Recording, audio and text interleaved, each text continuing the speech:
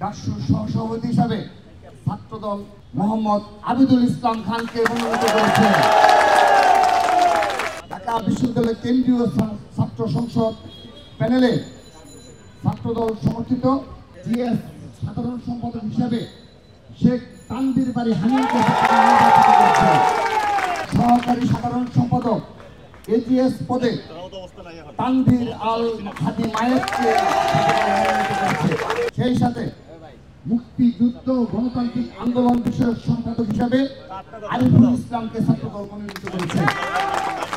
বিজ্ঞান ও প্রযুক্তি বিষয়ক সম্পাদক হিসাবে এহসানুল ইসলাম ছাত্রদল মনোনীত প্যানেলে ভোট করবেন। কমন রুম, পাঠকক্ষ ও ক্যাফেটেরিয়া বিষয়ক সম্পাদক হিসাবে যেমন ফারিয়া ইসলাম মেঘলাকে ছাত্রদল মনোনীত করেছে। আন্তর্জাতিক বিষয়ক সম্পাদক হিসাবে মোহাম্মদ মেহেদি হাসানকে আমরা মনোনয়ন দিয়েছি। সাহিত্য ও সংস্কৃতি বিষয়ক সম্পাদক হিসাবে আবু হায়াত মোহাম্মদ জুলফিকার ইসলামকে ছাত্রদল মনোনীত করেছে। আমরা সেই সাথে একটি বিষয় স্মরণ করে দিতে চাই, গবেষণা ও প্রকাশনা বিষয়ক সম্পাদক হিসাবে 2024-এর 15 জুলাইয়ে আহত ঢাকা বিশ্ববিদ্যালয়ের শিক্ষার্থী সানজিদা আহমেদ তন্নির সম্মানে আমরা ছাত্রদলের পক্ষ থেকে গবেষণা ও প্রকাশনা বিষয়ক সম্পাদক পদে পদটি শূন্য রেখে আমরা পূর্ণভাবে সানজিদা আহমেদ তন্নির সমর্থন ঘোষণা করছি। এটি আমরা জুলাই আগস্টে যে আমাদের স্পিড এবং চেতনা রয়েছে, সেই ছাত্রদল সেই চেতনাকে ধারণ করে এবং তার সত্যিকার বাস্তবে রূপান্তর করে আমরা ক্রীড়া বিষয়ক সম্পাদক হিসাবে চিমচিমা চাকমাকে মনোনয়ন করেছি। ছাত্র পরিবহন বিষয়ক সম্পাদক হিসাবে মোহাম্মদ সাইফুল্লাহ সাইফকে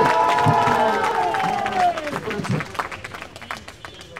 সমাজ সেবা সম্পাদক হিসাবে সৈয়দ ইমাম হাসান অনিককে ছাত্রদল মনোনয়ন ঘোষণা করব।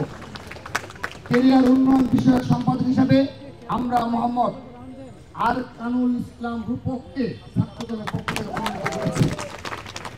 স্বাস্থ্য পরিবেশ বিষয়ক সম্পাদক হিসাবে ছাত্রদলের পক্ষ থেকে আনোয়ার হুসাইনকে মনোনীত করেছি। মানবাধিকার ও আইন বিষয়ক সম্পাদক হিসাবে মেহেদি হাসান মুন্নাকে ছাত্রদল মনোনীত করেছে। সেই সাথে সদস্য হিসেবে আমরা যাদেরকে মনোনীত করেছি তাদের নাম আমি এক এক করে বলছি। 1 নম্বর মোহাম্মদ জারিফ রহমান, মাহমুদুল হাসান, নাহিদ হাসান, মোহাম্মদ হাসিবুর রহমান সাকিব, মোহাম্মদ শামীম রানা, ইয়াসিন আরাফাত আলী, মুনিম হাসান ওরুফ, অঞ্জন রায়, সোয়াইব ইসলাম অমি, মেহরুন্নেসা কিয়া, ইবনু আহমেদ, শামসুল হক আনাম, নিত্যানন্দ পাল।